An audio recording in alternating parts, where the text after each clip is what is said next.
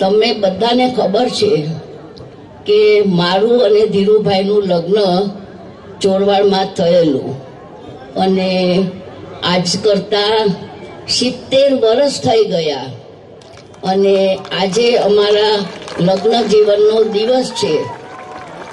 કોઇન્સિડન્ટલી 12મી March અને આજે માતાજીએ ચોરવાડના સર્વે આપણા કુટુંબીજનો કહીશ, ચોરવાડના માણસો નહીં, આ બધું અમારું એક કુટુંબ છે અને કુટુંબીજનો અહીંયા પધાર્યા છે અને મને ખૂબ એનો આનંદ થાય છે. અને ધીરુભાઈ માટે તો તમને બધાને ખ્યાલ છે કે ધીરુભાઈ પહેલાં મેટ્રિકની એક્ઝામ આપી અને એડન જવા ગયા. એડન ગયા ત્યાં એમનું રિઝલ્ટ આવ્યું કે તમે પાસ થઈ ગયા છો એમ એમના બાપુજીએ મેસેજ મોકલાવ્યો. તો ધીરુભાઈ હસીને કહ્યું કે હવે પાસ અને ના પાસ એમાં શું ફરક છે, હું તો એડન અહીંયા નોકરી કરવા આવી ગયો છું. ઘણા વર્ષો થઈ ગયા અને એડનમાં 7 વર્ષે તમને સિટીઝનશીપ મળે. આપ માનશો નહીં કે આજે ઓફિસમાંથી કાગળ આવ્યો કે તમારું સિટીઝનશીપ થઈ ગયું છે અને બીજે દિવસે ધીરુભાઈએ લેટર આપી દીધો કે હું રિઝાઇન થાઉં છું. તો એમના મોટા ભાઈએ બહુ સમજાવ્યું, રમણીકભાઈએ, કે ના ધીરુ, આટલી નોકરી સારી મૂકી અને જવાય નહીં.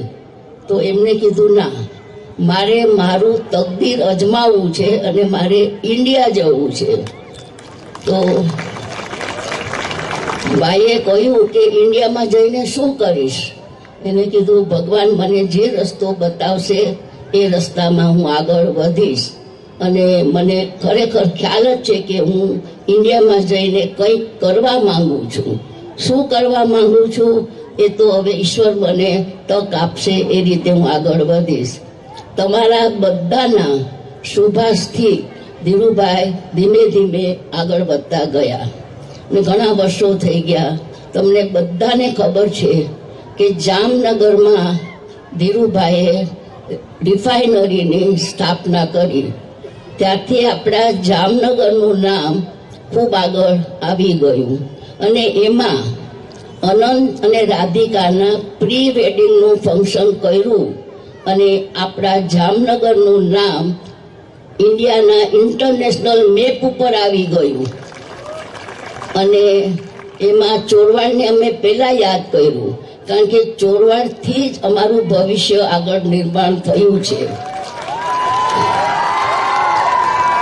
એટલે ચોરવાડને તો અમે ક્યારેય ભૂલી ન શકીએ. અમે જ્યારે સૌથી પહેલાં પબ્લિક લિમિટેડ કરવાના હતા ત્યારે રાજકોટ હું અને ધીરુભાઈ આવ્યા અને ધીરુભાઈ કીધું ના, મને ચોરવાડ તો જવું જ છે, માતાજીના દર્શન કરવા છે અને આશીર્વાદ લેવા છે. ત્યારે અમે સૌથી પહેલાં અહીંયા મીટિંગ કરી રાજકોટમાં. અમે અહીંયા આવ્યા અને માતાજીના દર્શન કર્યા, ચોરવાડના ભાઈઓ બહેનોને મળ્યા. ત્યારે મને યાદ છે કે ધીરુભાઈએ અહીંયા ડાયરાનો પ્રોગ્રામ રાખ્યો હતો અને ગામના બધા લોકો રાતના ડાયરામાં આવ્યા હતા અને ખૂબ આનંદ માણ્યો. ત્યારે ધીરુભાઈએ કહ્યું કે હું પબ્લિક લિમિટેડ કરવા આવ્યો છું. આપણા ચોરવાડના માણસોને ત્યારે ખબર પણ નહોતી કે પબ્લિક લિમિટેડ શું, શેર શું, શેરનું પ્રાઇસ શું, કોઈને કાંઈ ખબર નહોતી. ધીરુભાઈએ દરેક સગા સંબંધીને બોલાવીને કહ્યું કે તમે રિલાયન્સના શેર લ્યો, તમે રિલાયન્સના શેર લ્યો. ત્યારે રિલાયન્સના શેરનો ભાવ 10 રૂપિયા હતો. અત્યારે કેટલો છે ઘણાને ખ્યાલ હશે, અત્યારે છે 2700. 10 રૂપિયાના શેરનો ભાવ અત્યારે આટલો છે અને બધાના આશીર્વાદથી આપણો ઇસ્યુ એકદમ 10% ઓવર ભરાઈ ગયો હતો. એ તમારા બધાના શુભાશીષથી થયું હતું અને એને લીધે આપણી પ્રવૃત્તિ ખૂબ આગળ વધી અને અત્યારે ધીરુભાઈએ તો દેશમાં ડંકો વગાડ્યો છે, પણ એ ડંકો વગાડનાર અને સાચવનાર છે અત્યારે મુકેશભાઈ.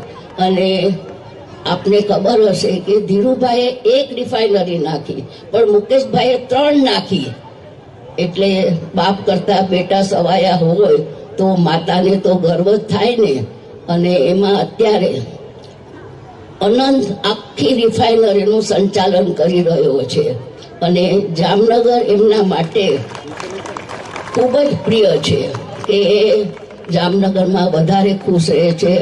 અને બધું જ કામકાજ રિલાયન્સ રિફાઇનરીનું અનંત અત્યારે સંભાળી રહ્યા છે. અને સાથે સાથે રાધિકાનો પણ પૂરો જ સપોર્ટ છે કે ના, હું પણ જામનગરમાં રહીશ, અનંતને મદદ કરીશ. અને આ રીતે બંને જણા ખૂબ ખુશી રહે જામનગરમાં. અને હજુ પણ છે એના કરતાં એમના બિઝનેસને ખૂબ આગળ વધારે અને આપણને ચોરવાડની પ્રજાને, જામનગરની પ્રજાને ખૂબ ખૂબ લાભ મળતો રહે એવી મારી શુભકામના છે.